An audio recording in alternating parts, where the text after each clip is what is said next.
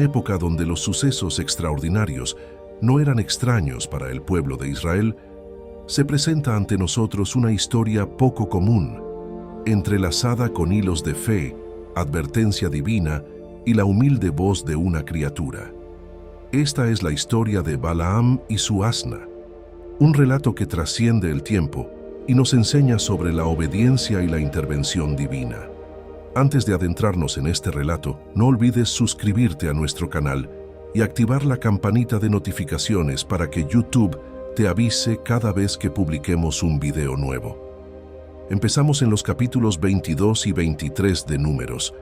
El protagonista no es Moisés, sino Balaam, un hombre que vivía cerca del camino por el cual Israel se aproximaba lentamente a la tierra prometida. La historia de Balaam es compleja, pues este hombre tomó decisiones desacertadas a pesar de que las instrucciones divinas eran claras. A veces parecía actuar como portavoz de Dios, pero sus acciones demostraban lo contrario, mostrándose infiel a Dios. Hay cierto humor en esta historia, como sucede cuando las personas obsesionadas con la riqueza están cegadas ante otras realidades más importantes. Lo más relevante para nosotros es que esta historia sigue siendo pertinente para los cristianos hoy en día. Para entender el significado de la vida de este hombre, comencemos con los antecedentes del relato de Balaam en la Biblia. A continuación, hagamos un repaso de sus acciones y las lecciones que podemos extraer de ellas en la actualidad. La primera mención de Balaam en la Biblia ocurrió a mediados del siglo XV a.C., cuando los antiguos israelitas viajaban alrededor de Edom y derrotaron al rey de Arad, a los amorreos y a Basán.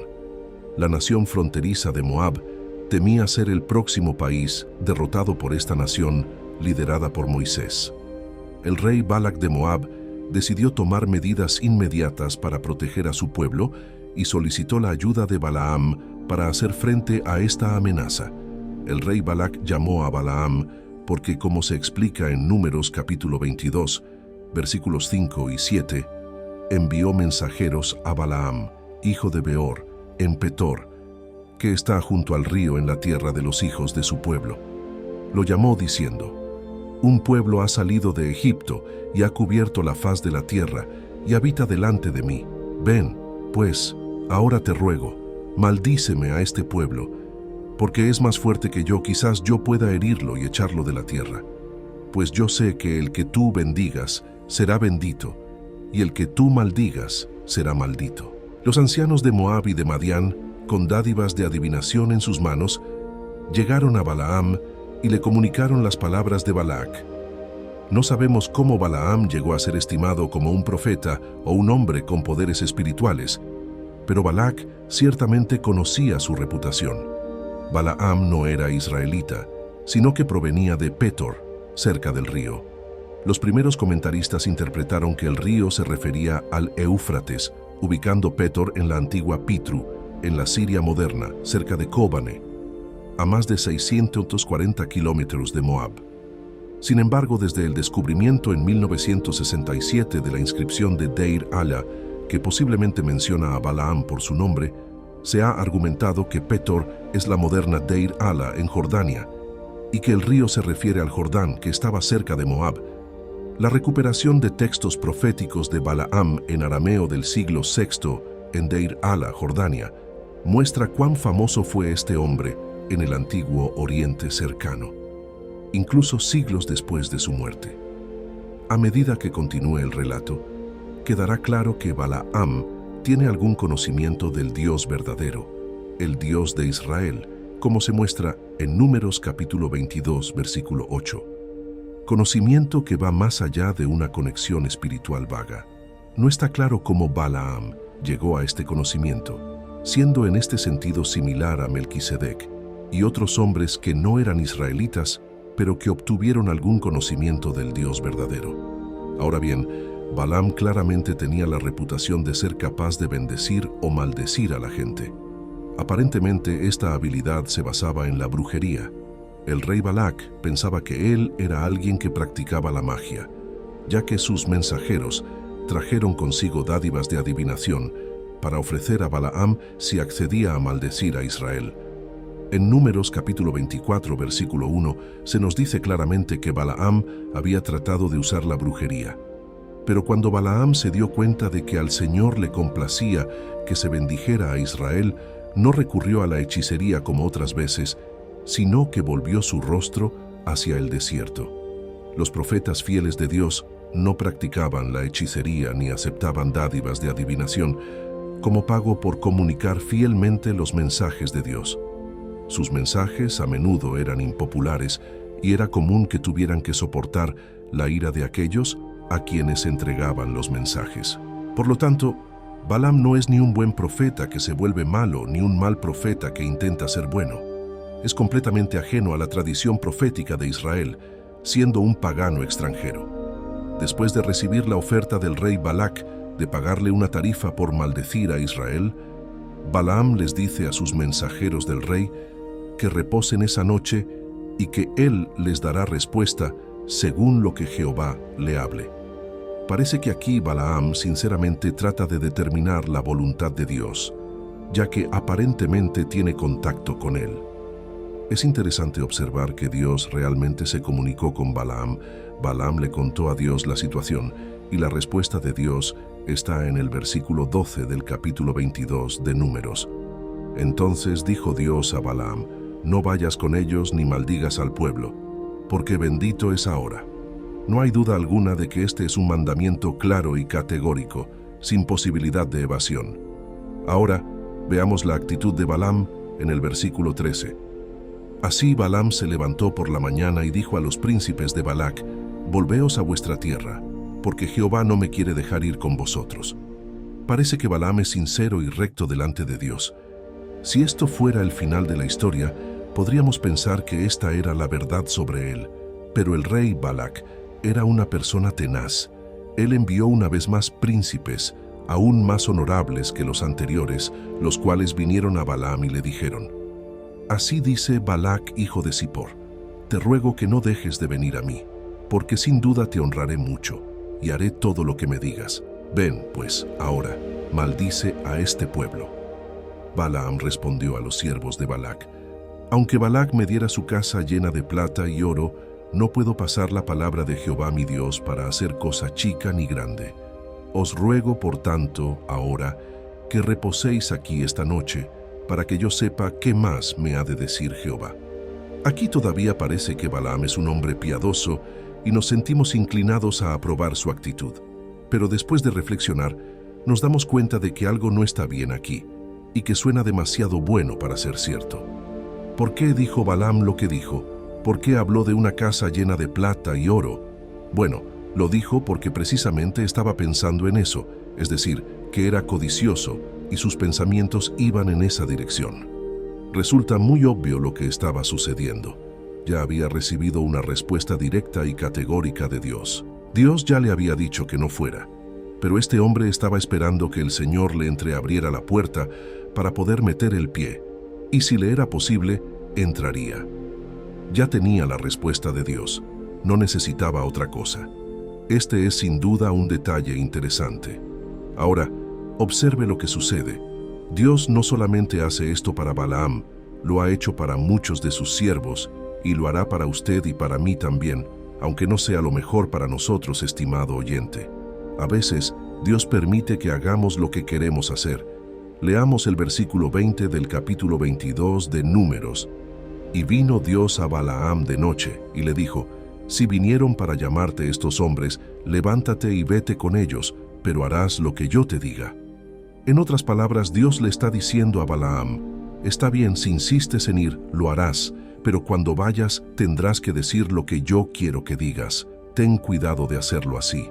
Lo que tenemos aquí es lo que se conoce como la voluntad permisiva de Dios. Él nos permite muchas veces hacer algo que insistimos en hacer, aunque tal cosa no sea su voluntad clara e inequívoca. Usted recordará que los israelitas, cada vez que murmuraban, Dios les daba lo que pedían, pero también enviaba mortandad sobre ellos. A veces, Dios nos concede nuestra petición, pero al mismo tiempo recibimos escasez y sentimos descontento e insatisfacción por no haber buscado realmente la voluntad de Dios. Continuemos leyendo los versículos 21 al 23. Así Balaam se levantó por la mañana, enalbardó su asna y fue con los príncipes de Moab. Y la ira de Dios se encendió porque él iba, y el ángel de Jehová se puso en el camino por adversario suyo. Iba pues él montado sobre su asna, y con él 2 criados suyos. Y el asna vio al ángel de Jehová que estaba en el camino, con su espada desnuda en su mano, y se apartó del camino e iba por el campo. Entonces azotó Balaam el asna para hacerla volver al camino. Los profetas fieles de Dios no añaden ni quitan nada al mensaje de Dios. No comprometen las instrucciones de Dios ni tratan de llegar a un acuerdo con la parte que se opone a la voluntad de Dios. Algunas personas piensan que esto fue injusto porque Dios le dijo a Balaam que fuera y luego se enojó porque fue, pero Balaam solo fue porque había rechazado primero la voz de Dios, tanto en su conciencia como en un mandato claro, y Dios debía estar enojado por eso. Como dijo cierto autor, Dios no suaviza el camino equivocado para aquel que ha extorsionado el permiso para seguirlo.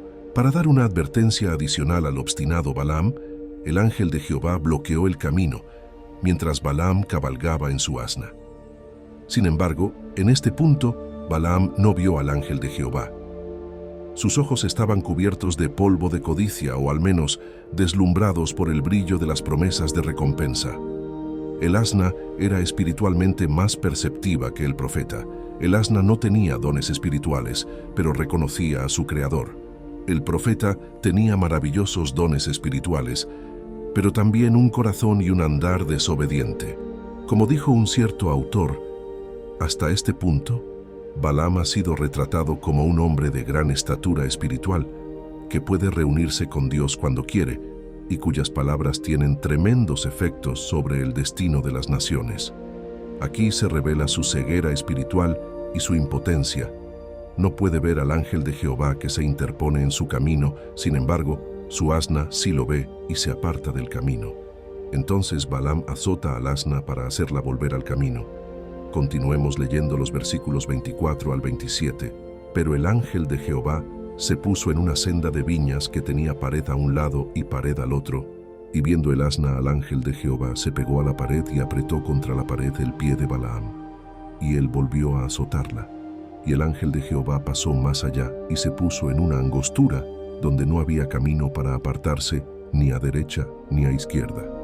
Y viendo el asna al ángel de Jehová, se echó debajo de Balaam, y Balaam se enojó y azotó al asna con un palo. El asna, respondiendo al ángel de Jehová, se apartó hacia un lado, luego hacia otro, y finalmente se sentó para evitar el juicio. Las vueltas del asna apretaron contra la pared el pie de Balaam, así que, del mismo modo en que el profeta desobediente sufrió, hizo sufrir al asna al azotarla varias veces.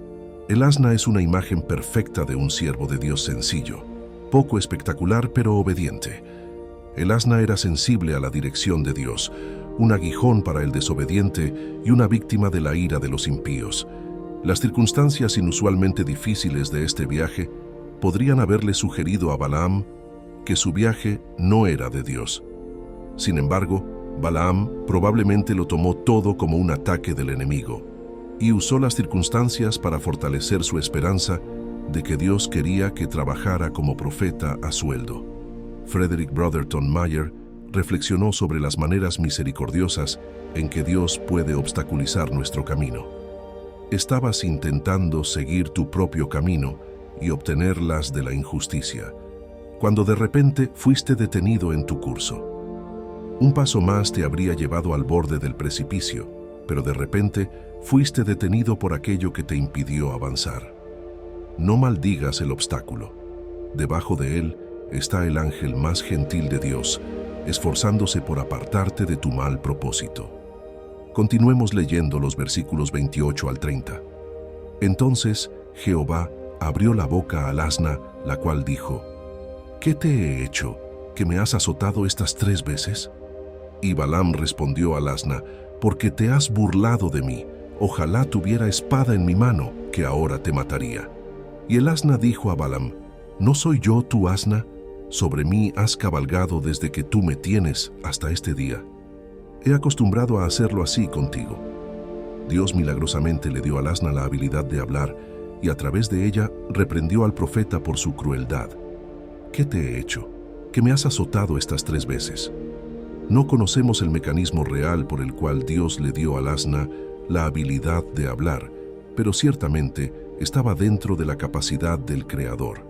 Como podemos ver, Balaam conversó con su asna acerca de lo que acababa de suceder.